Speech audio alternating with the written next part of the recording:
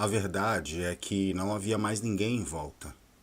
Meses depois, não no começo, um deles diria que a repartição era como um deserto de almas. O outro concordou sorrindo, orgulhoso, se sabendo excluído. E longamente, entre cervejas, trocaram então ácidos comentários sobre as mulheres mal amadas e vorazes, os papos de futebol, amigo secreto, lista de presente, bookmaker, bicho, endereço de cartomante, clips no relógio de ponto, vez em quando salgadinhos no fim do expediente, champanhe nacional em copo de plástico.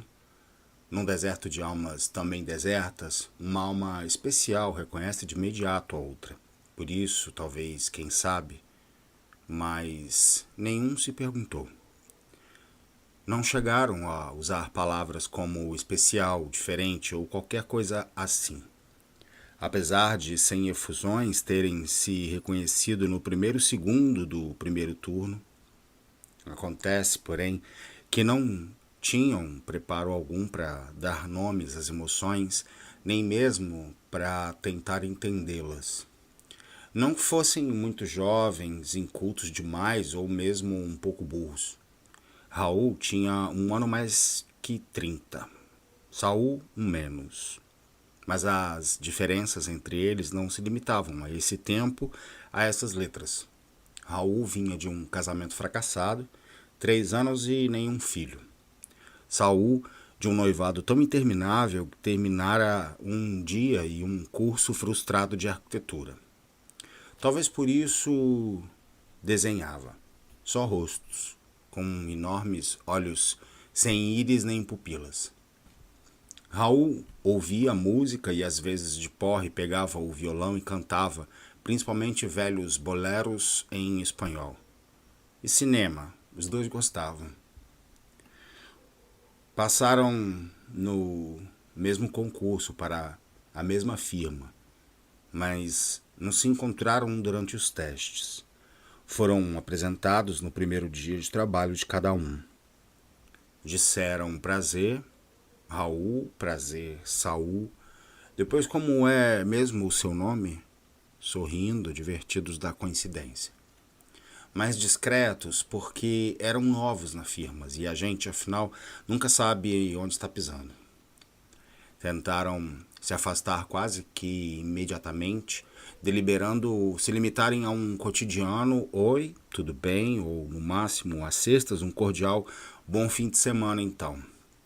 Mas desde o princípio alguma coisa, fados, astros, sinais, quem saberá, conspirava contra ou a favor, por que não? Aqueles dois. Suas mesas ficavam lado a lado. 9 horas diárias, com intervalo de uma para o almoço. E perdidos no meio daquilo que Raul, ou teria sido Saul, chamaria, meses depois, exatamente de um deserto de almas. Para não sentirem tanto frio, tanta sede, ou simplesmente por ser humanos, sem querer justificá-los, ou ao contrário, justificando-os plena e profundamente, enfim. Que mais restava? Aqueles dois, senão pouco a pouco se aproximarem, se conhecerem, se misturarem. Pois foi o que aconteceu, tão lentamente que mal perceberam. Eram 2 moços sozinhos. Raul tinha vindo do norte, Saul tinha vindo do sul. Naquela cidade todos vinham do norte, do sul, do centro, do leste, e com isso quero dizer que esses detalhes não os tornaria especialmente diferentes. Mas no deserto de almas em volta, todos os outros tinham referenciais. Uma mulher, um tio, uma mãe, um amante. Eles não tinham ninguém naquela cidade. De certa forma, também em nenhuma outra, a não ser a si próprios. Diria também que não tinham nada, mas não seriam inteiramente verdadeiros. Além do violão, Raul tinha um telefone alugado, um toca-disco com um rádio e um sabiá na gaiola, chamado Carlos Gardel. Saul, uma televisão colorida com imagem fantasma, cadernos de desenho, vidros de tinta nanquim e um livro com reproduções de Van Gogh. Na parede do quarto de pensão, uma outra reprodução de Van Gogh. Aquele quarto com uma cadeira de palhinha parecendo torta, a cama estreita, as tábuas do assoalho colocado na parede em frente à cama.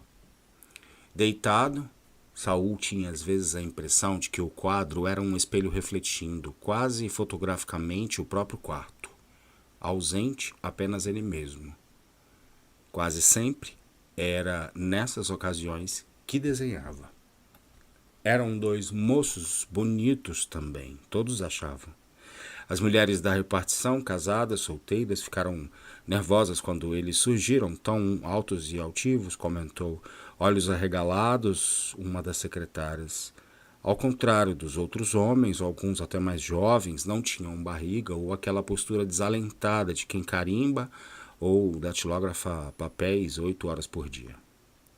Moreno de barba forte, azulando o rosto, Raul era um pouco mais definido, com sua voz de baixo profundo, tão adequada aos boleros amargos que gostava de cantar.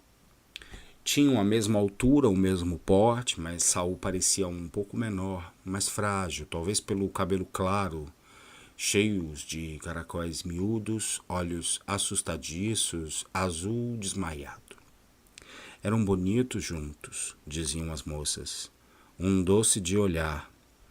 Sem terem exatamente consciência disso, quando juntos os dois aprumavam ainda mais o porte.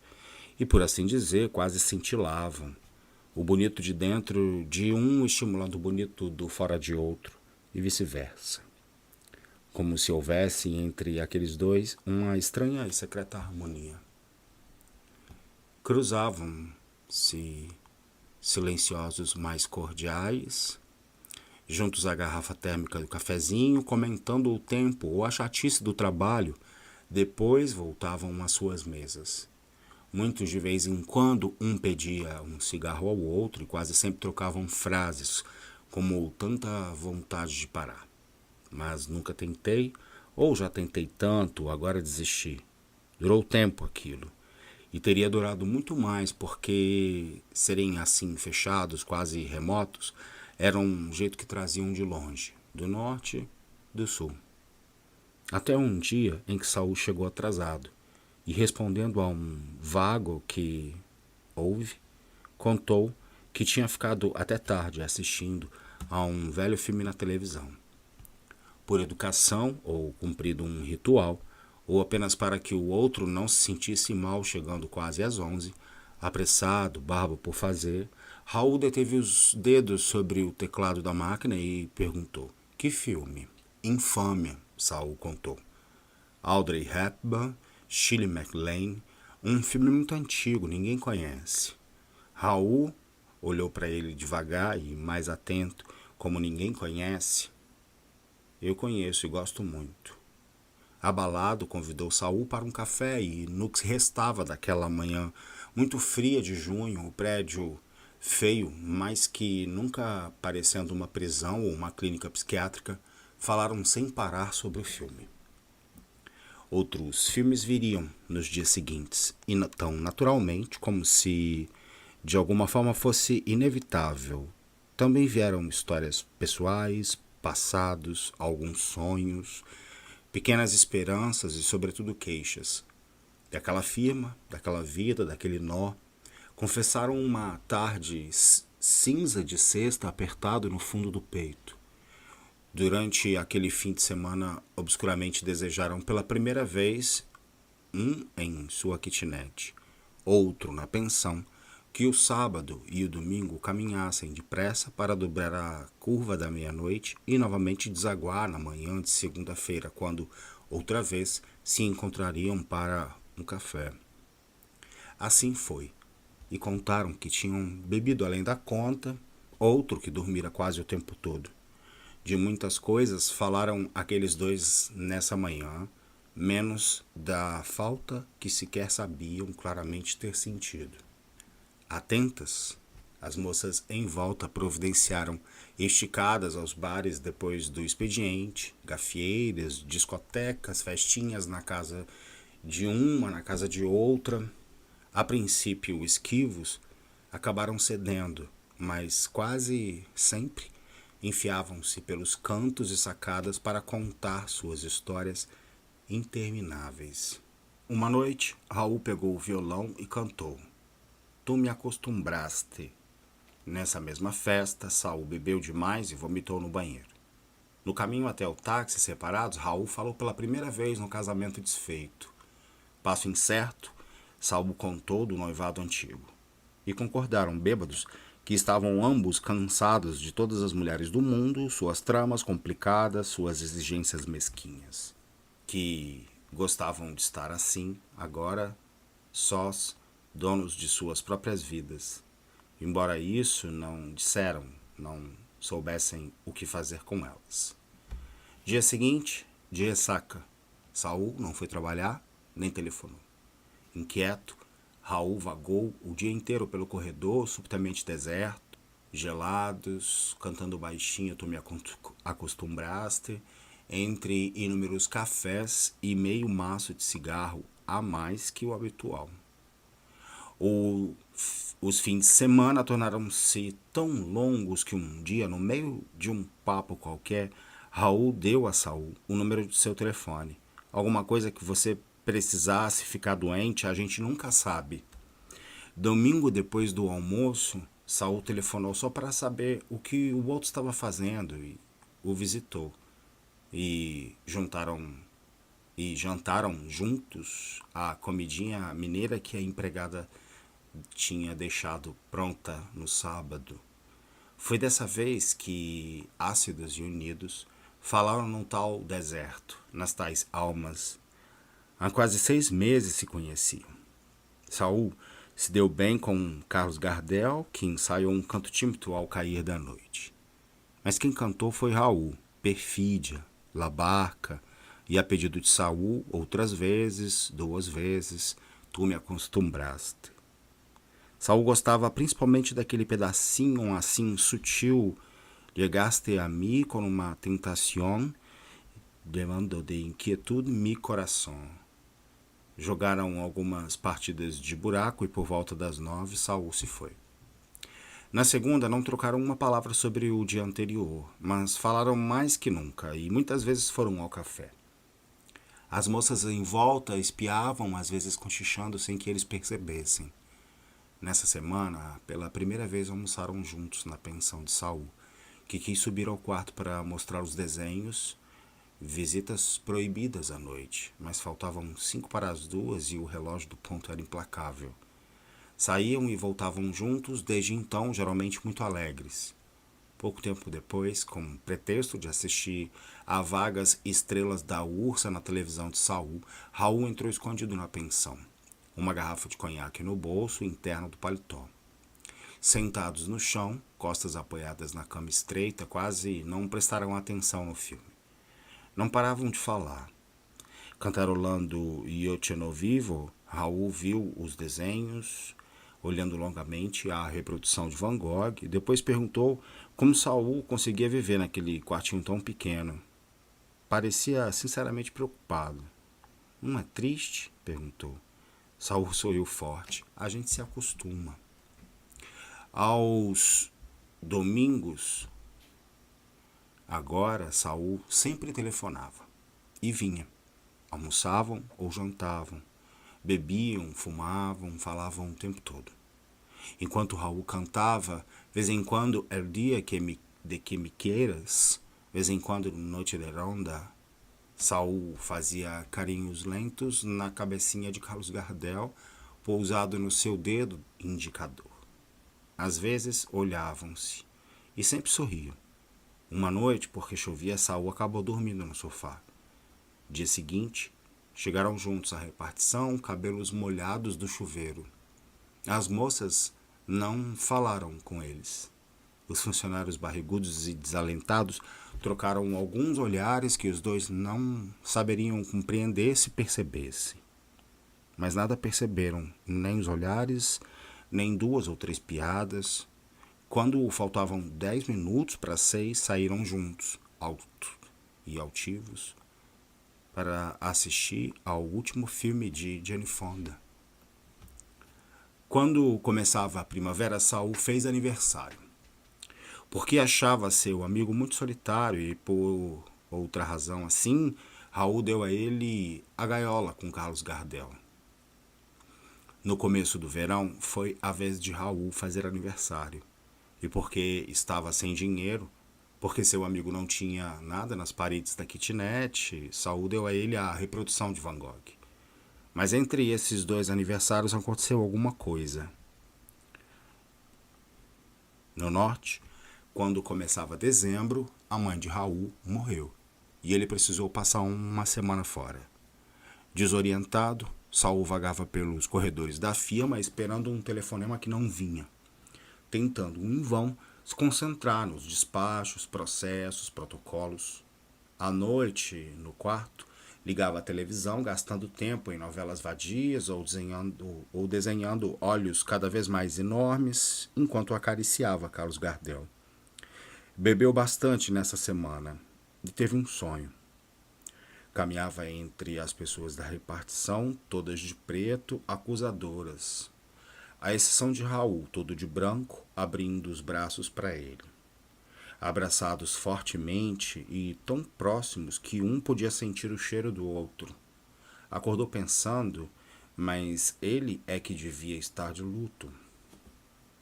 Raul voltou sem luto. Numa sexta-feira de tardezinha, telefonou para a repartição pedindo a Saul que fosse vê-lo. A voz de baixo profundo parecia ainda mais baixa, mais profunda. Saul foi. Profunda. Saul.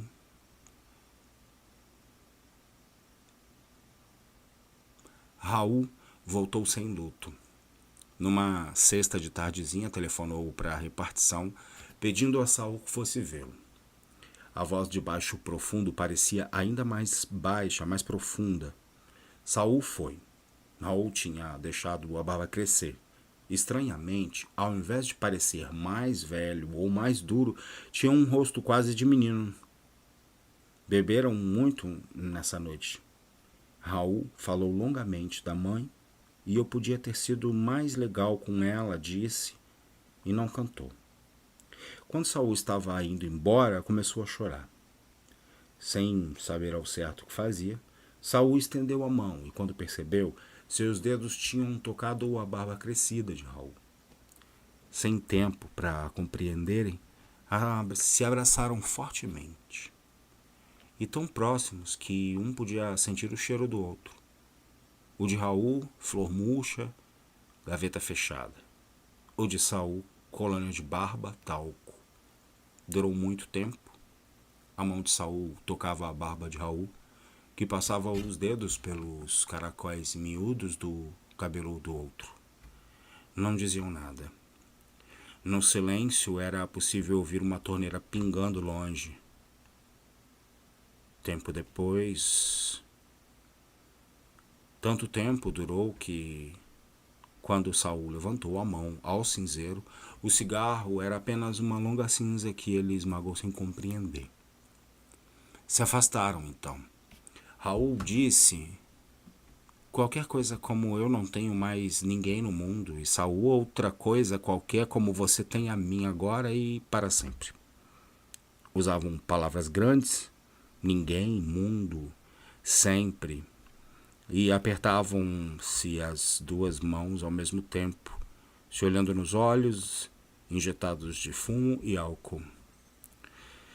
Embora fosse sexta e não precisassem ir à repartição na manhã seguinte, Saul se despediu.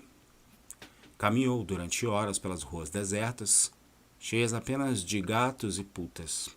Em casa, acariciou Carlos Gardel até que os dois dormissem. Mas um pouco antes, sem saber porquê, começou a chorar, se sentindo só, pobre, feio e infeliz, e confuso e abandonado, bêbado e triste. Triste, triste, triste.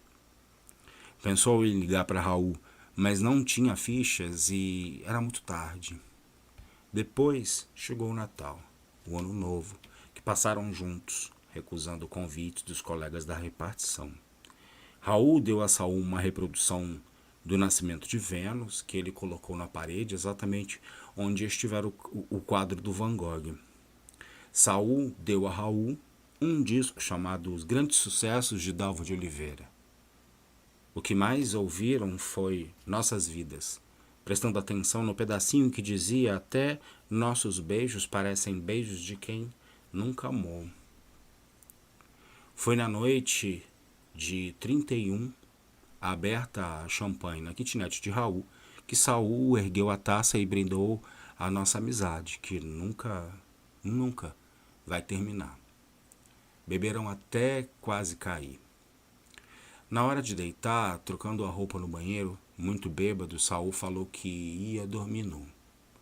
Raul olhou para ele e disse: "Você tem um corpo bonito." "Você também", disse Saul, e baixou os olhos. Deitaram ambos nus, um na cama atrás do guarda-roupa, outro no sofá. Quase a noite inteira, um conseguia ver a brasa acesa do cigarro do outro, furando o escuro feito um demônio de olhos incendiados. Pela manhã, Saul foi embora sem se despedir para que Raul não percebesse suas fundas olheiras. Quando janeiro começou, quase na época de tirarem férias, e tinham planejado juntos, quem sabe Paraty, Ouro Preto, Porto Seguro, ficaram surpresos naquela manhã em que o chefe da seção chamou perto do meio-dia. Fazia muito calor. Suarento, o chefe foi direto ao assunto. Tinha recebido algumas cartas anônimas. Recusou-se a mostrá-las. Pálido, ouviram expressões como relação anormal e ostensiva, desavergonhada, aberração, comportamento doentio, psicologia deformada, sempre assinada por um atento guardião da moral. Saul baixou os olhos desmaiados, mas Raul colocou-se de pé. Parecia muito alto quando, com uma das mãos apoiadas no ombro do amigo e a outra se erguendo atrevida no ar, conseguiu ainda dizer a palavra nunca, antes que o chefe, entre coisas como a reputação de nossa firma, declarasse frio: "Os senhores estão despedidos." Esvaziaram-se lentamente cada um a sua gaveta, a sala deserta na hora do almoço, sem se olharem nos olhos. O sol de verão escaldava o tampo de metal das mesas. Raul guardou no grande envelope pardo um par de olhos enormes, sem íris nem pupilas, presente de Saul, que guardou no seu grande envelope pardo, com algumas manchas de café, a letra de "Tu me acostumbraste", escrita à mão por Raul numa tarde qualquer de agosto. Desceram juntos pelo elevador, em silêncio. Mas quando saíram pela porta daquele prédio grande e antigo, parecido com uma clínica ou uma penitenciária, vistos de cima pelos colegas todos postos na janela, a camisa branca de um, a azul do outro, estavam ainda mais altos e altivos. Demoraram alguns minutos na frente do edifício. Depois apanharam o mesmo táxi, Raul abrindo a porta para que Saul entrasse. "Ai, ai", alguém gritou da janela, mas eles não ouviram. O táxi já tinha dobrado a esquina. Pelas tardes poeirentas daquele resto de janeiro, quando o sol parecia a gema de um enorme ovo frito no azul sem nuvens no céu, ninguém mais conseguiu trabalhar em paz na repartição. Quase todos ali dentro tinham a nítida sensação de que seriam infelizes para sempre. E foram.